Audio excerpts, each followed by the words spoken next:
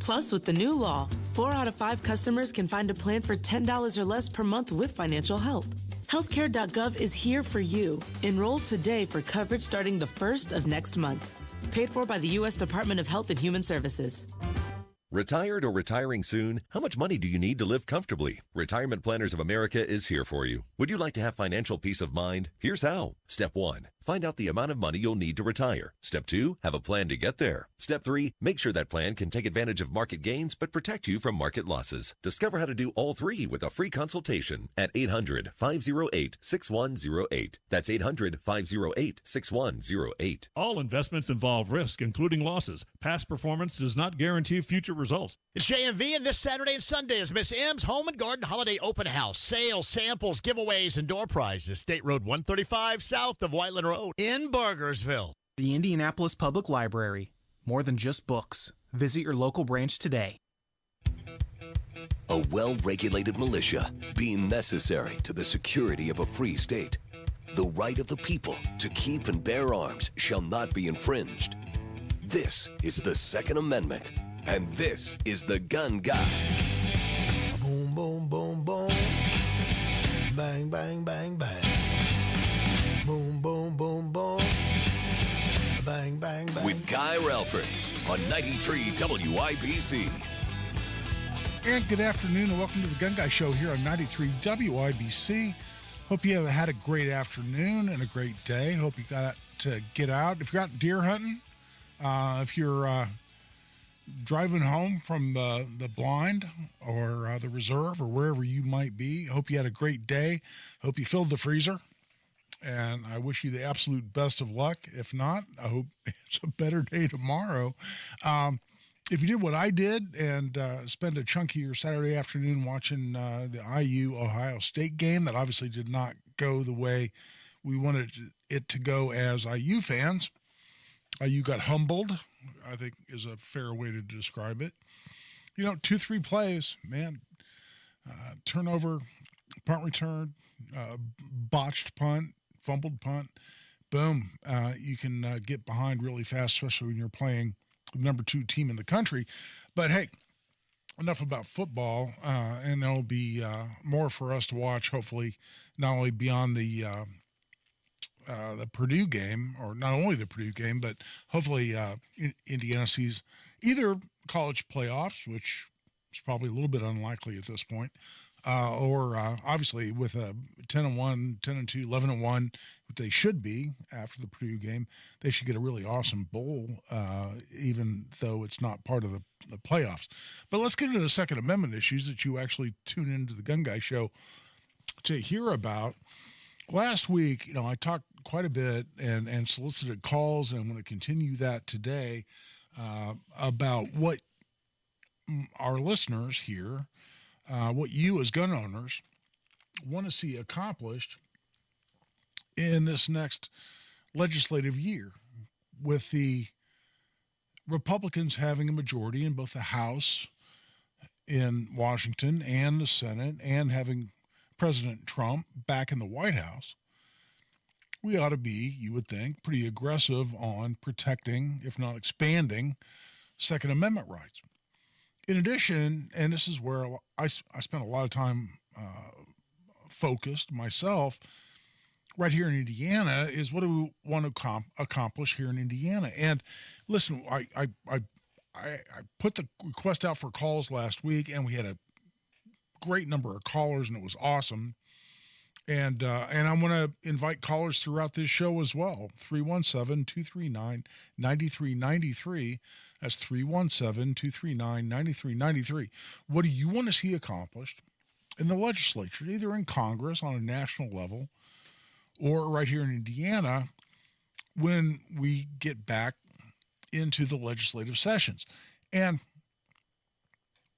the way I ended the show last week is I got into what my priorities are for this next legislative session, but I only had about 3 minutes at the very end of the show, and I try not to be too repetitive, and so I actually went back as I was sitting here getting ready to do the show and listened to the last segment or so and said, listen, I don't want to just repeat what we talked about. And man, I just kind of threw some general concepts out there without really getting into any detail. But I want to get into more detail on what I want to accomplish in the legislature and talk about what really our agenda ought to be when we talk about our Second Amendment rights. And in Congress, and this came up generally, and I had a couple of people comment or send me messages through social media or otherwise.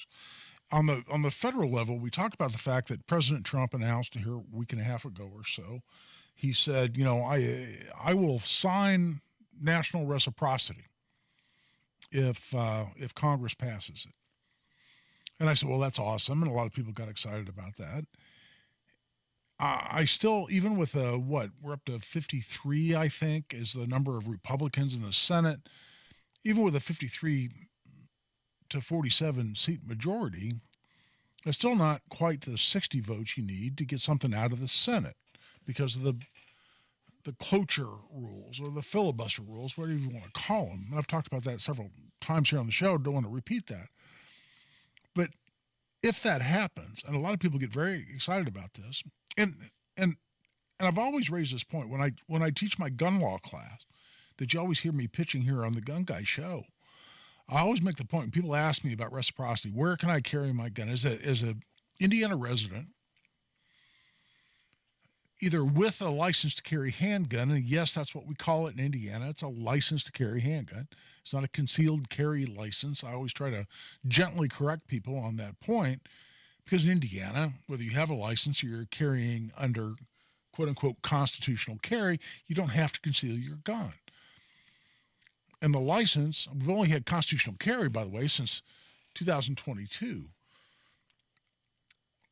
But with our license, you never had to conceal your firearm. If you had a license to carry, you can carry openly, you can carry concealed.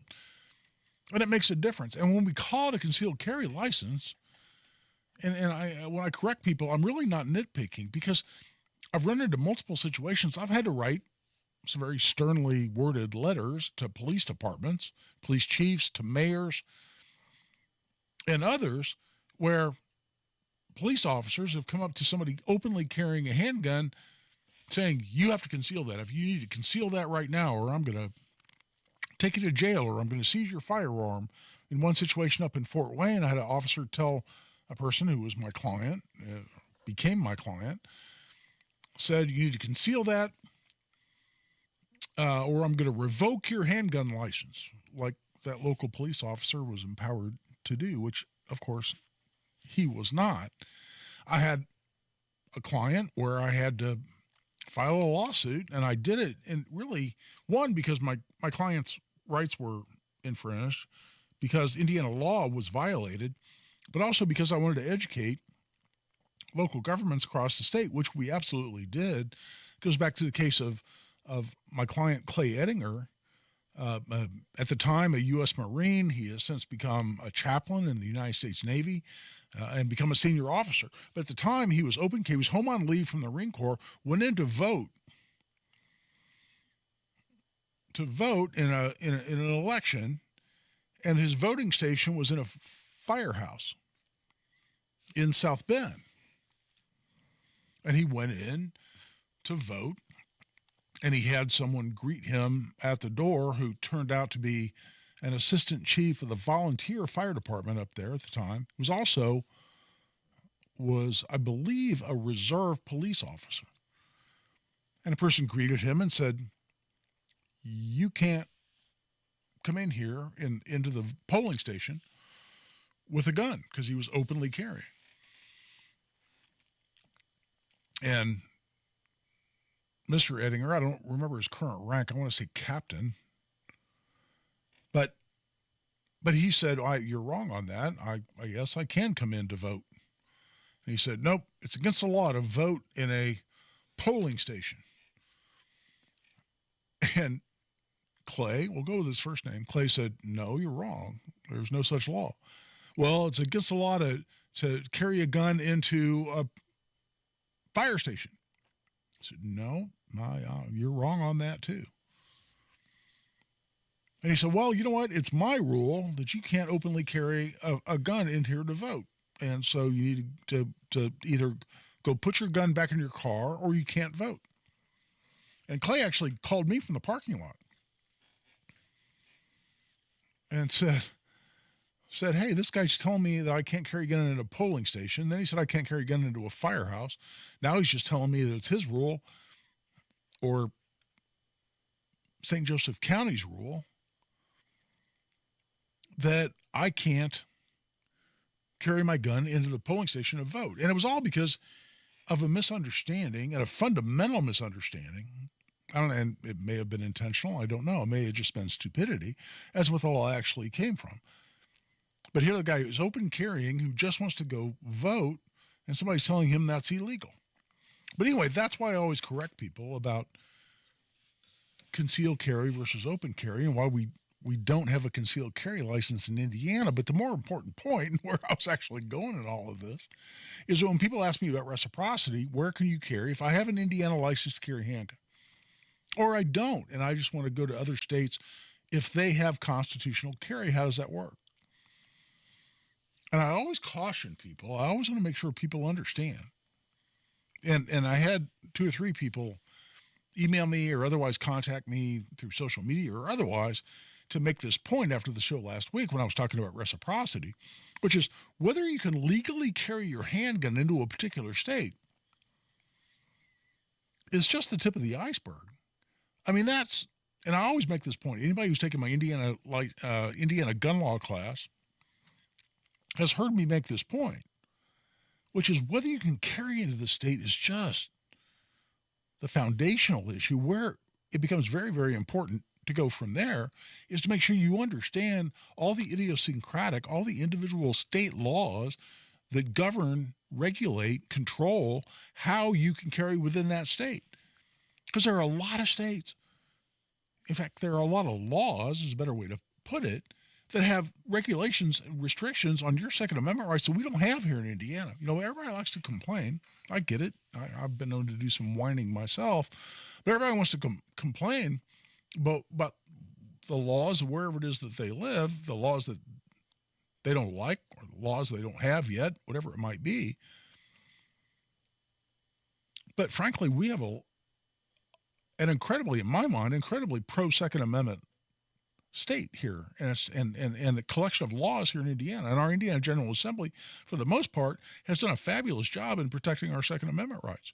Are there things we can do better? You bet. Are there horrible flaws we need to correct? Absolutely. We'll get into that as well right here on this show.